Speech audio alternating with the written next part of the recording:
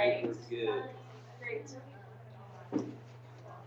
All right, well, I hope you got a little stretch break in. We are going to launch into kindergarten readiness, which is absolutely applicable for you guys because that is a huge part of your work is getting your little guys ready for kindergarten. So please ask lots of questions about how this relates to your work and where the overlaps are. We've got our experts here to share information about kindergarten readiness and TS Gold. Thank you, Claire. And just as way of introduction, my name is Daryl Trujillo. I'm the program manager for the kindergarten school readiness work at the Department of Education. And with me is Lauren Augusta, and she is one of our kindergarten school readiness specialists, and she comes out and works. She's willing to go out and work with schools and districts and helping them with their implementation of kindergarten school readiness. So when I spoke with Claire, she wanted me to give a quick introduction and to try to make some connections for you that might be relevant to your work. As we go through the presentation, please feel free to ask questions as we go. It's very informal. Our intent is to support your needs. Now, if we first start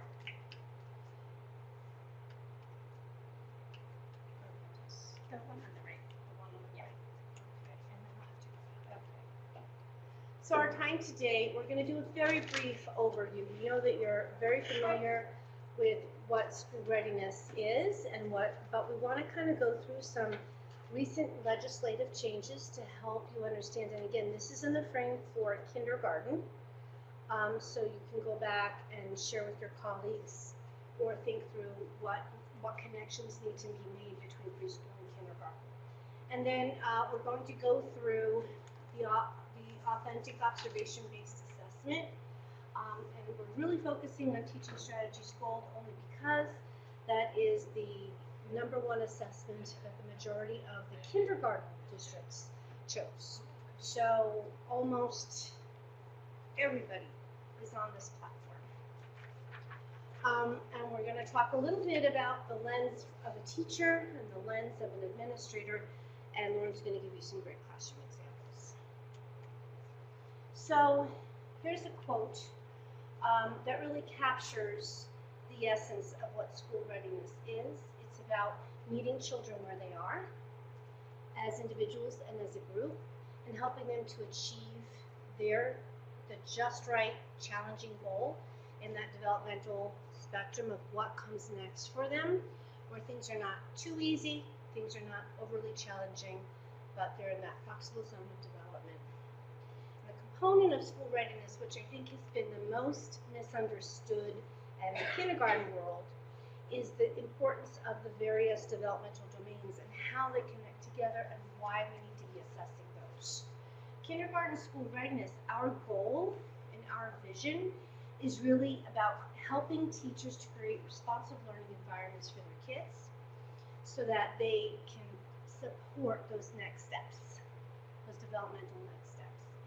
And if you look, and I don't know how clear it is, do they have a handout of it? Okay. So how clear it is here, but we have a wheel. And in the wheel, we put in a lot of different pieces that a lot of schools, particularly kindergarten programs and preschool programs, look at. That wheel is based on instructional best practice, the balance between a constructivist approach as well as a direct instruction approach. It's about looking at your data and making decisions about interventions in kids based on good data. It's about having flexibility in your curriculum and being student-centered about what the children need to do to attain their next level of development. And school readiness really is a national movement. Many states across the United States are embarking in this kind of work, looking and ensuring that we have all the developmental domains in mind as we're assessing and looking at children's development. It's also about ensuring instructional rigor, but again, it's that just right rigor to ensure children progress as they need to. It's about formative assessment practices, and particularly within the domain of formative assessment, observation-based formative assessment practices. It's about backwards design. It's about looking at where you want to go with kids and backwards planning what that needs to look like based on really good data. And it's also about high standards and expectations and school readiness. There's quite a bit of research around what went into the design of assessment tools to support the ongoing assessment of school readiness. In the end, it's about supporting kids' best achievement. So when you look at this, this is really a mock-up of the teaching and learning cycle, but it's about integrating that observation in formative assessment. You want to observe your students, and good teachers are doing this anyway. They're making observations, they're thinking about what needs to happen next, they're reflecting and they're planning, and then they're adjusting their instruction based on that observation or based on what they know needs to happen next. And it's really a cycle. The component that's different for many people is the documentation part, and that's been the biggest pushback. But when Lauren walks you through later the kinds of data you're going to get as a result of that, I think people are beginning to see the value of that. This is the state board definition of school readiness. Have any of you seen this definition before? So there are two components to school readiness. It's both about the preparedness of children as they enter kindergarten, but it's also about the ability of that kindergarten program or that school to respond and to meet the needs of all children, regardless of their language background, their economic background, their previous experience. It's not about a special age. All children are ready for kindergarten. It's really about how we respond to those individual needs, and that's the state board definition. It's two parts. This is the minimal requirements, and I'm going to speak very quickly to House Bill 1513-23. For kindergarten, it requires that within the first 60 calendar days of your program that you complete an initial kindergarten entry assessment. At that point, you would develop a readiness plan. And the nice thing, again, I'm sticking to TS Gold, we're sticking to TS Gold in this presentation. TS Gold will provide some reports for you that will serve as that kindergarten readiness plan. And what TS Gold is now developing in the new platform where all kindergarten programs next year, 16, 17 school year, will be on the birth through third grade platform. So all kindergarten programs have to be on that platform. They have two pieces that are really going to be nice. They have a reduced item kindergarten entry assessment survey, and that will collect that initial kindergarten readiness information, especially at the beginning of the school year. You're trying to get to know your kids, you're establishing routines, a lot is going on. And that assessment will allow you to capture that initial data and provide the report necessary for a kindergarten school readiness plan. What I want you to know is that Teaching Strategies has two options for that kindergarten entry assessment. It has the reduced item version and the regular version, which includes double the number. I passed out a list of the objectives and dimensions on the new platform. So if you're familiar with Gold, this will make sense. If you're not familiar with Gold, then we'll get to it in a little bit. But the highlighted items are the ones that are in the reduced item KEA. So rather than doing all of those items that you see on the page, the reduced KEA will just have the yellow. Teachers will be looking at that yellow. Is there plans for it to have this done with preschool as well to make it more readily acceptable? Not at this time, no. And yeah, there are lots of rush now for that. Lots of rush. But they do have this available for the kindergarten.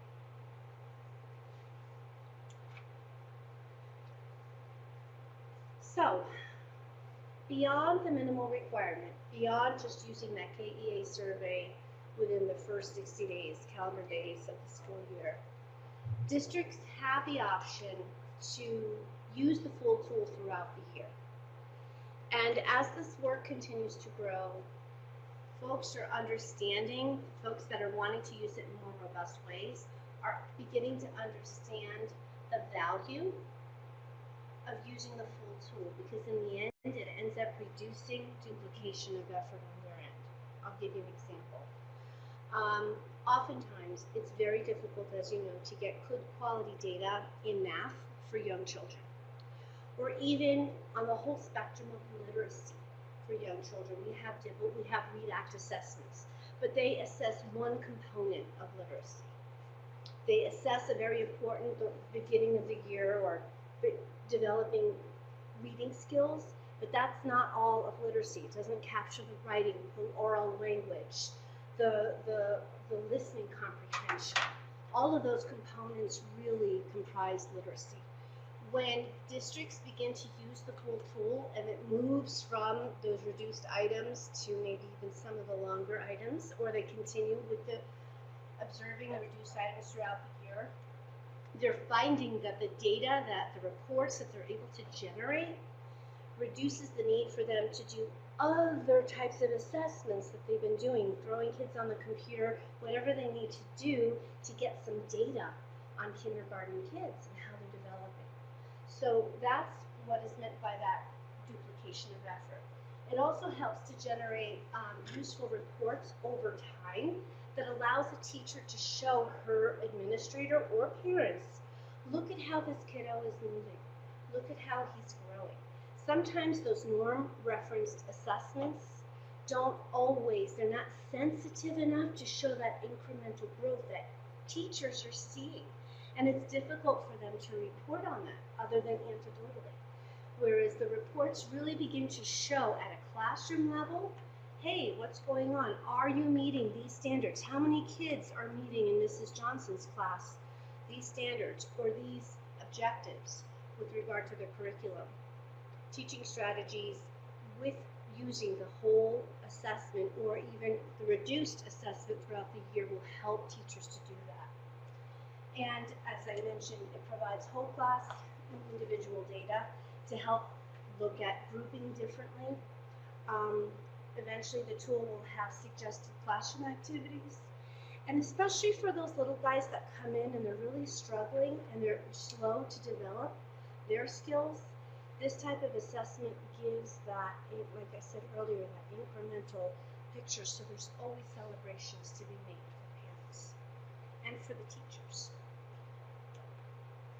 Do you have a question? Well, so currently because I know for preschool they do have, you guys, both does have those activities and things like that, so that's not already embedded with the kindergarten.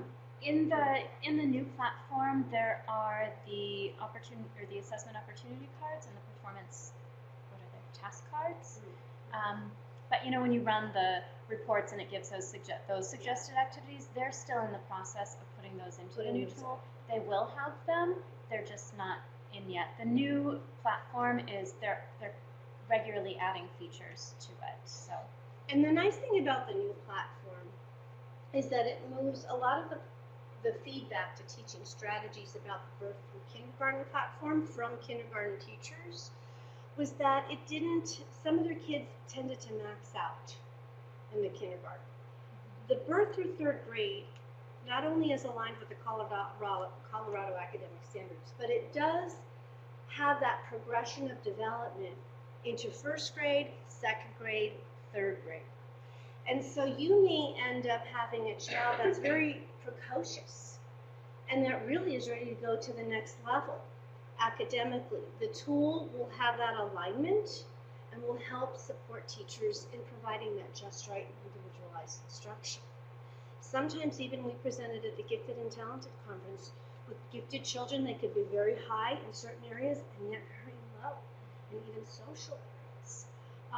This tool will allow teachers to have great information and really support that student to move forward at their zone of proximate development. So that's a nice piece of it. And so while you have that out, a great example of that, if you look at math, I forget the number, math quantifies. If you're familiar with that dimension, there used to be 12 packed standards in there at the kindergarten level for a student to be able to to be marked at that kindergarten level. And now they've kind of teased that apart, and so you will see additional dimensions added under that. It doesn't even look like it's just counts. There are, if I get my paper out, then I can give the specifics.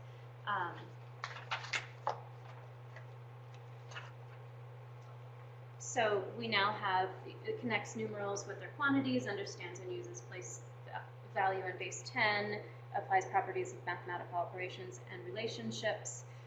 And so you have that expanded, those expanded dimensions in math and also in literacy as well, to get to some of those skills that are seen in the later grades that as Daryl mentioned, the kindergarten teachers were saying, my kids are topping out of this, especially when we have schools that with high expectations, really bright kids, then where do you go with that information?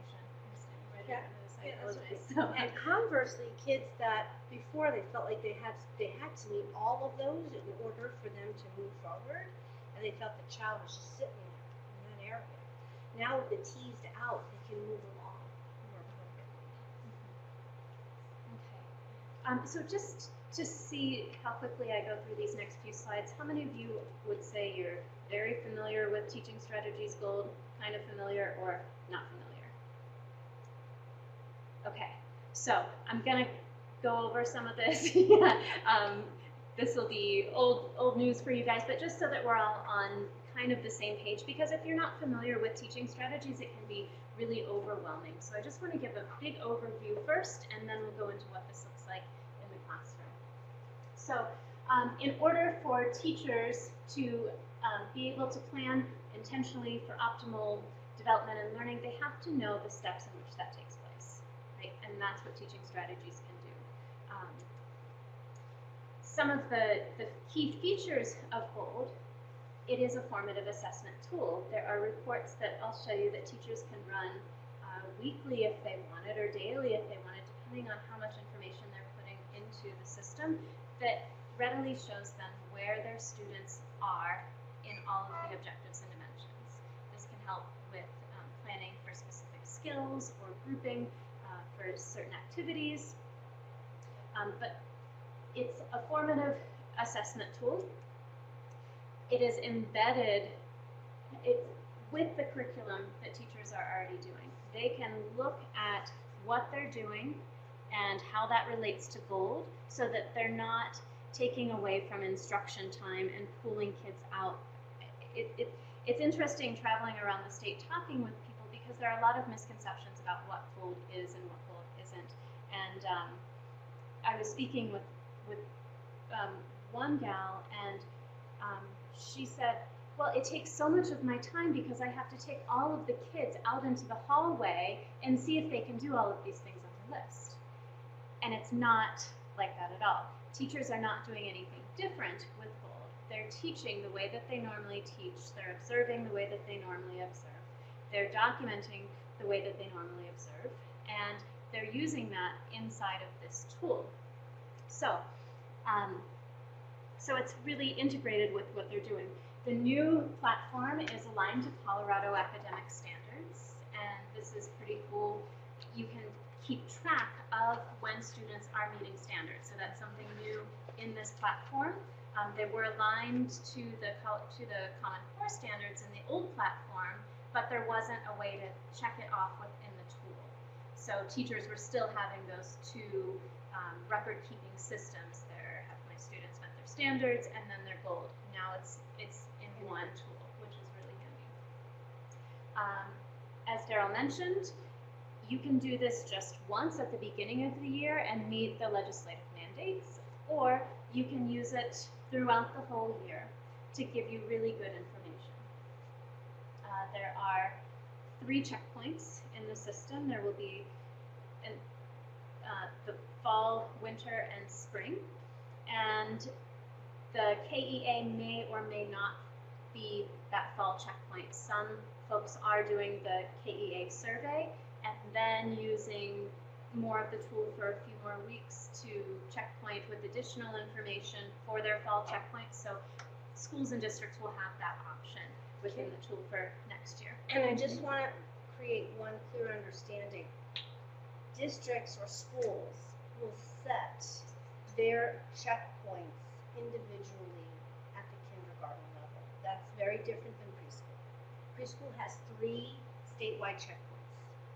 Kindergarten, you're setting, because depending on when you start your program, some programs start in mid-July, and their 60 days will end much sooner, and some districts start like after Labor Day. So you as a school will set your individual kindergarten 60 days based on when you open, and then if you choose to use the tool throughout the year, you can set your own checkpoints. That's entirely up to your purview. So that aligns with, in these cases, when districts are using the report called the kindergarten report card, and they're using that as their report card.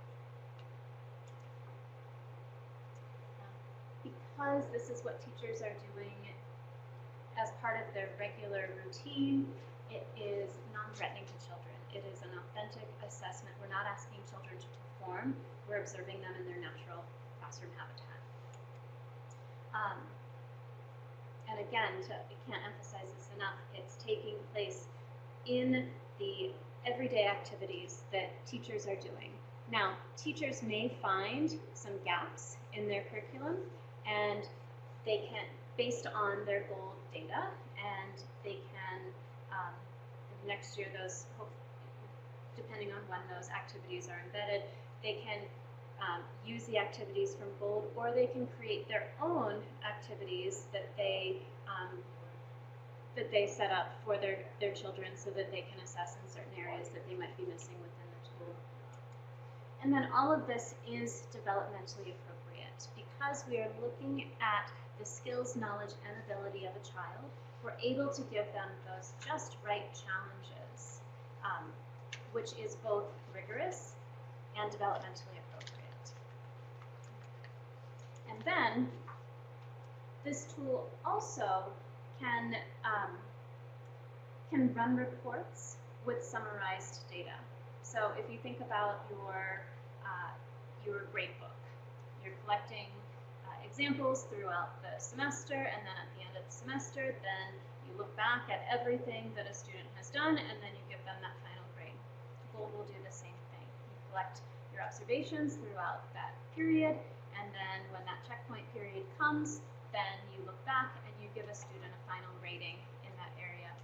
You can run reports either with that finalized data or with unfinalized data, which is really nice if you have kids coming and going. You don't have to wait until the end of a period to be able to generate a report card to send with them. Okay. Now, within GOLD, there are 6 required domains within the kindergarten legislation, and that's social, emotional, physical, language, cognitive, and then the academic areas of literacy and math. But GOLD also includes these optional tools. If you're a STEM program, you can use science and technology, even if you're not a STEM program, but this is a really nice feature for those STEM programs. Social studies, the arts, and it also has an English language acquisition area that can be turned on if you have ELL students. If you were a bilingual program, then you can assess in Spanish, the language and literacy sections in Spanish. Now, GOLD measures the growth of children based on these research-based, widely held expectations. And it's laid out on this color band progression, where red is what you would expect for children who are from birth through age 1, orange 1 to 2 years old, yellow 2 to 3 years old, and then we have a shift where the colors, instead of going from age, go to grade expectations. So we have preschool 3, and then blue is pre-K, or that year just before kindergarten. Kindergarten is purple, and that's where the old platform ended, at that purple color band. Now we go through 1st grade, which is pink, 2nd grade gray, and 3rd grade they call chocolate, I call it brown. But as long as we're all on the same page here. Depends on how hungry you are. Exactly. It's 3 o'clock. This is when I normally need a little chocolate snack, so it's chocolate today. Now, and I know that this can be really overwhelming if this is the first time you're seeing GOLD But this is what teachers see when they go into the tool. These are the parts of a progression. So you'll see the color bands down here, how they overlap, and how they're uneven. The longer a color band is, the longer it takes the student to develop those skills, knowledge, or abilities.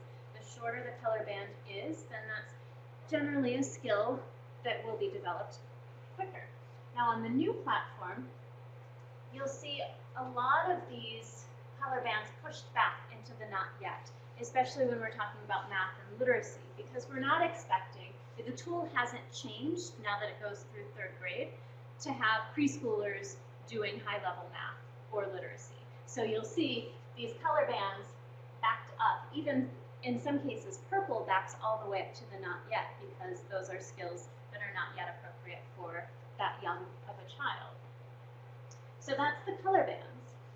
Up at the top, there are the levels, and the even numbers have these indicators. The indicators are what a child needs to be able to do to rate them at that level. And sometimes it has the word and in there, and they have to do everything within that. Sometimes it has the word or, so you can look at different skills to be able to meet that. Underneath are examples, and examples are meant to be just that. They spark a teacher's thinking. Well, how do I assess this? Oh, I've seen something similar to that, so I can put them here.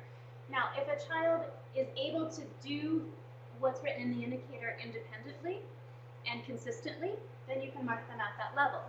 If they can do it sometimes or they need support, then that's what these in-between levels are for, the odd number levels. I didn't mention the objective names and the dimensions. So on the list in front of you, then you'll see the area at the top. You'll see it starts with social emotional, and then under that, the numbered ones are objectives. So the first one you see is that regulates own emotions and behaviors, and then the dimensions.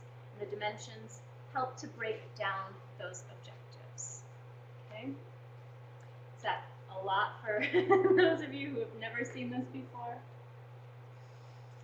All right, so summarizing all of this work, the objectives and dimensions identify the skills, knowledge, and behaviors that are most predictive of future success, and they help to set a path for teachers to provide different assessment opportunities and growth. So for example, if we have a kindergarten student who is demonstrating some skills that are back here in what would be a preschool level, we can't expect them to jump from here all the way into the purple color band overnight. We need to know what those next steps would be for that student. And that's what Gold can tell you. Based on what they're doing, then we can figure out what those next steps might be so that we meet them where they are and get them to where they need to be. Can I interrupt for a second? Because oftentimes in education, go back to the slide, we know that the child needs to be here.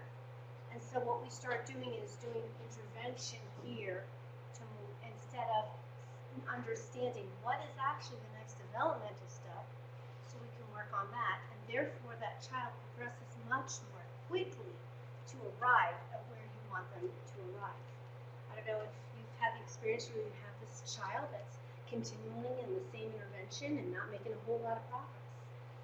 And that's because we haven't backed up enough to get to the next piece that they need, the prerequisite skills. So that's the beauty of Gold as well, to help move your children along faster.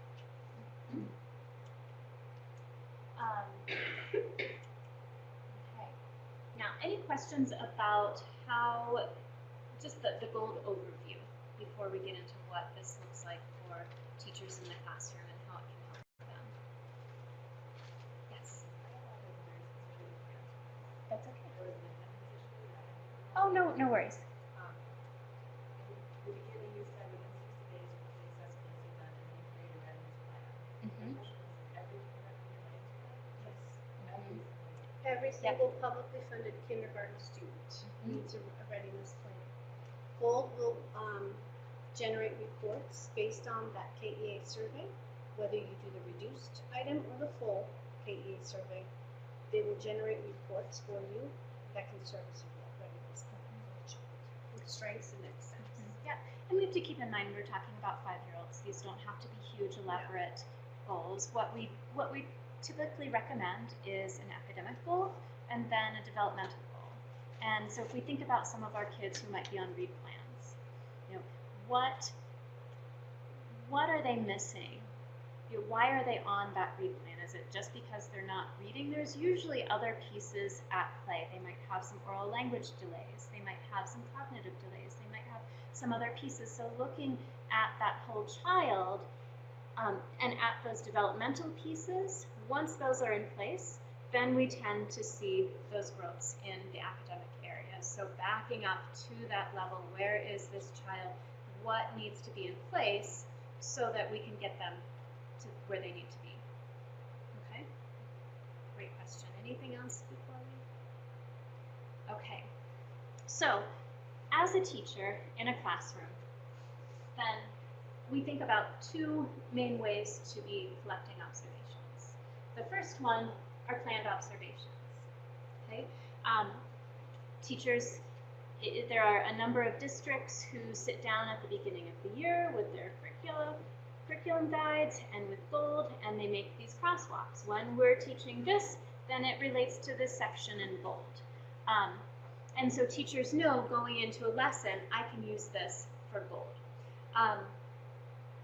Other times teachers look at their gold data and they say, gosh, I'm missing some of these areas, or I'm missing stuff for these particular children. And so they'll plan an activity, or they know that when they're doing a particular activity, then they can be looking for these particular dimensions. Okay? And then, and I'll give some examples of this in just a moment on the next slide, but the other type of observations and documentation that teachers can make is that spontaneous. When something really amazing happens, when a child counts to 150 by threes, or does something that you just have to capture, something that wasn't planned. There's room for both types of observations here.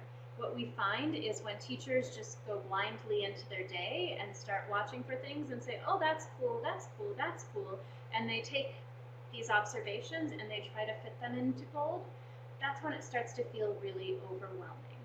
So taking a planned, intentional approach to it at first, while you're getting used to the objectives and dimensions, is some of the best advice that we can give to teachers just getting into this, so that their heads don't explode. Okay. So here's an example of a teacher's lessons plan. You know, what is already in the lesson plan? How does it relate to gold standards? And then after a while, after you've been using gold and you know what data you have on your students, then you can start thinking, okay, what do I need to change in my lesson plans, or how do I need to differentiate my instruction to reflect what my children are doing? Now, the collecting of documentation can happen in several forms.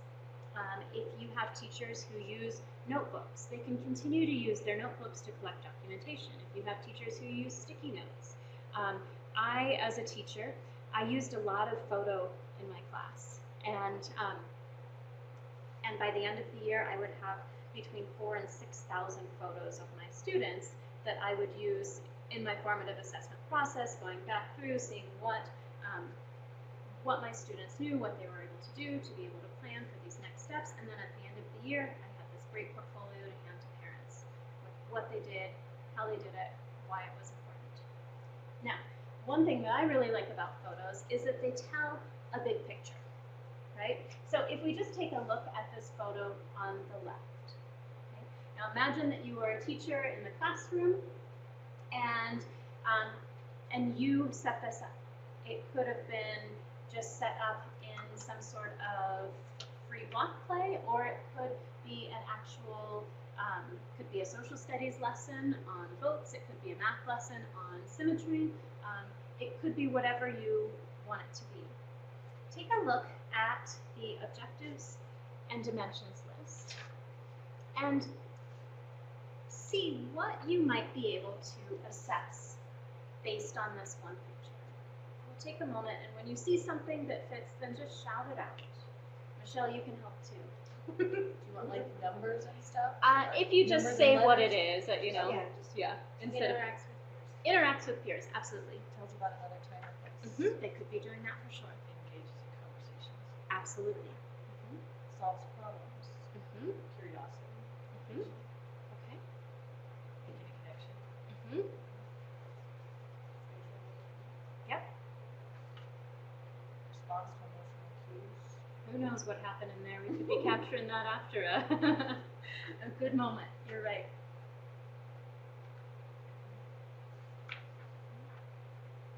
They're using, I mean, like, there's that one that's, they use their hands and fingers. Yep, for building. Mm-hmm. Gross motor. Mm-hmm. Okay, I'll stop you right there. That was 10 dimensions that you guys came up with in that short amount of time. So, with one activity, with 2 children. So, this one photo captured at least 10 pieces of documentation because you can relate one photo to those 10 different dimensions. So, when teachers say, well, I need to do, I have to look for something in all of these areas, you don't want to count all of these objectives and dimensions and then multiply that by your class list because that's when it gets really, really overwhelming. But you can see how just one piece would be, there's 20 data points that you can then use. Okay? And I want to be mindful of our time, but we can do the same thing in this photo too. Just thinking about what he's doing. He looks pretty engaged. He's writing. You can see the words that are on his paper, so forth and so on. He could be persistent. He could have been there for a while. Yeah. He could have, been creatively problem solving. He didn't find the color he wanted, but he adapted. Whatever. That could look like right motor. Yeah. Letter forms, and I see scribbling, storytelling, representation. So, when teachers are using photos to capture observations of children, it's just going into each child's portfolio for teachers' use only, unless they want to share that with parents or administrators. Okay? So, the quality of the photo. This is not a great photo. This isn't a photo that we would hang on the, not a great photo in the sense that it's not perfectly put together, composed. It's a little out of focus, but it still gives us a lot of information. So teachers can collect this documentation in a number of ways. You can go one step further if it's allowed in your school or district and use video. Then you get the audio along with it, and teachers have to take a lot fewer notes. So this is one way that can save a lot of time and give really great information. And this would have been an activity that likely the teacher would have already planned to have done in the classroom. That they're doing. This is part of the routine of their day. Okay, so if we have then collected all of the information and we put it into that color band system, we've rated where each child is based on what we've observed, then these are some of the reports that we can generate. Over here we have the classroom profile report, and you don't need to be able to read the names or the words on here, but just understand that this report shows you where groups of children are.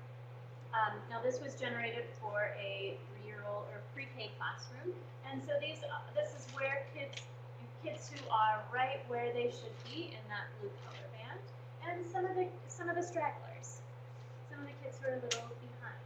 And so you can plan activities especially for them, or you can group some kids together. But very useful. This can be run at any point in time.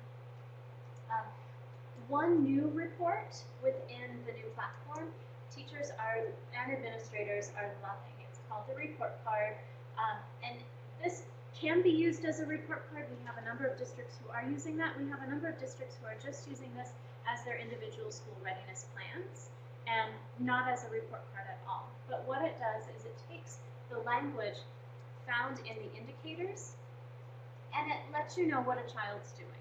So currently they are doing this. Based on what they're currently doing, these are their next steps. So that's how it can be used as that readiness plan. We know what they're doing, we know what their next steps are. And then you can also see where that falls along the color band. So we can see if they're right where they need to be in that purple color band, or if they're above or below. And with this report, you can show growth. This says fall, this says winter. We can see that growth that this student made between fall and winter. Is that just for kindergarten or is that? Yeah. Soon enough, then preschool will transition onto this platform. But so if you're familiar with this, this is a combination of the development and learning plan and the individual child report. So they've squished them together to get this report. Okay. For administrators in the new platform, then they're still developing a lot of those reports, but we've got the snapshot report, which lets you know how many students are below meeting or exceeding expectations. And you can run that based on those widely held expectations, how many students are within that color band, how many students are meeting Colorado academic standards, since it's aligned to standards. Eventually you'll be able to do it by demographics and break it down by school or by lots of different fields. Yeah. Okay.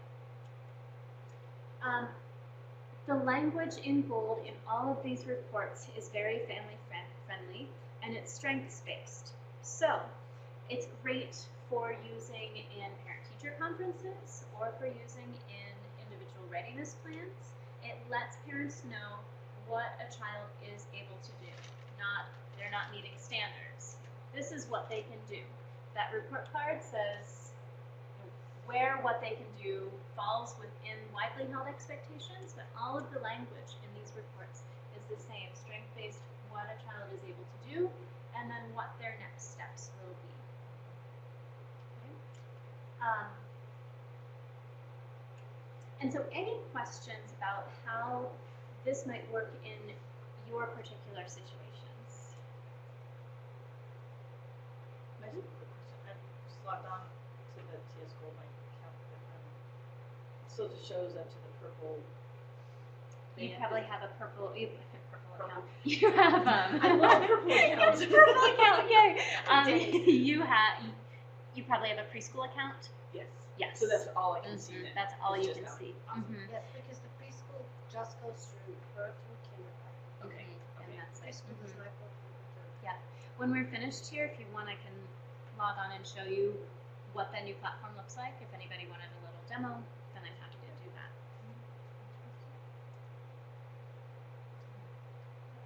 Yeah. So, Uh-huh. we use Readiness here. Uh-huh. And the question that we never really got answered is what do we do with this info?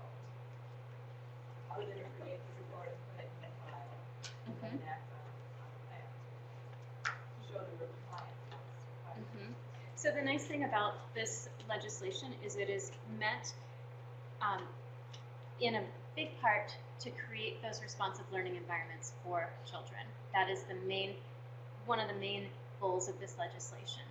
So by doing this, then you are creating those. You don't have to submit plans to the state. You create them in a way that works for your school or district. Okay? Yeah.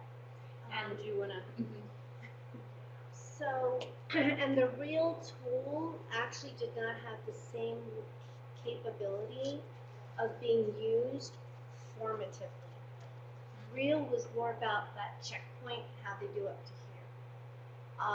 So since the session is focused really on TS School, that's kind of the difference. If you, yes, That is yes. So, but because the company is sunsetting the product, yeah.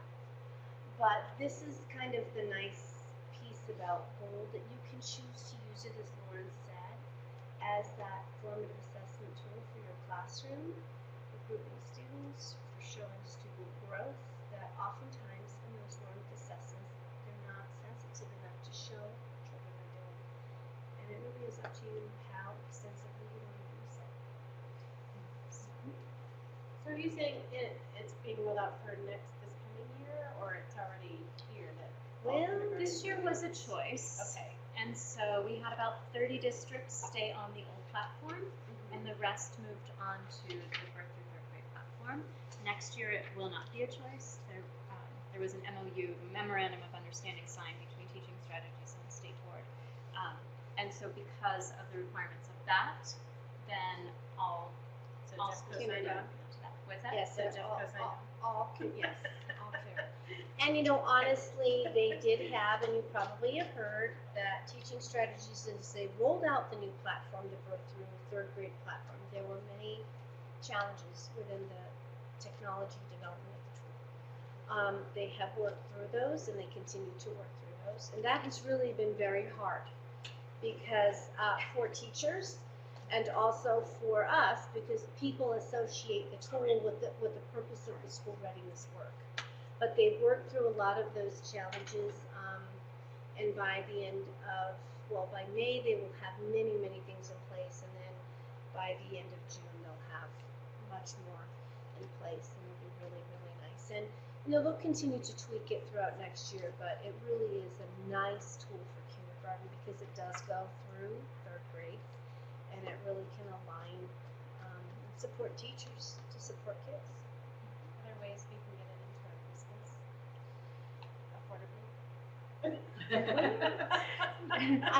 Here's what and Without Michelle's having in the CPP. process. Without having But Yeah. but I think without having CPP,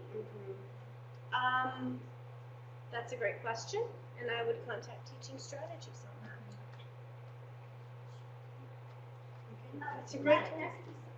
You could definitely write grants like that. And again, you don't have to be in CPP or early childhood special education to be in Results Matter, because we have lots of private folks who have no funding at all. But what is nice, if you join us through our Colorado subscription, because it's so big, it's a big, big discount per child. I think it's $9.95. It's like 50%. Yeah. So you are more than welcome. Just contact Nick Ortiz. He'll set you up. He is Really cool. he's my cubicle neighbor. Oh my God, He's he's great. Yeah. And we're also finding that schools, and this is not at all a state requirement at all. I want to say that 5 times so that I don't misinform. But we're finding that there are schools and some districts that are really curious about trying the birth through third grade platform in other grade levels for first grade, because they're looking at that preschool through third grade, age 3 to grade 3 approach, that P3 approach. They're trying to align their systems and their practices in the early elementary grades. So certainly this is not something that the state is requiring or promoting, but we're finding that there are a couple of districts out there, more than a couple, that are really looking at that, because they're seeing how it connects and the transition. It just makes I always thought, as a preschool teacher, we put all this time and effort into getting all our kids in there and all this great data, and then it just went. Where does it go? Yeah. And the data is really there to inform the practice and to support kids and help them advance. But then once your teachers speak that same language, then transitions from preschool to kindergarten, and then you can see just how far a student has come throughout that programming. Well, here's our contact information. I work with schools and districts mainly from metro area and north and east. So if you are in that area and you would like me to come out and work with your teachers, then I would be happy to do that, or sit down with administration. That is what I love to do. So, and if you're in a different area, then we can get you the right Just contact for that. me and I'll move that along to the right specialist. Thank you so much. Thank you, guys. Thank you so much. We hope this met your needs.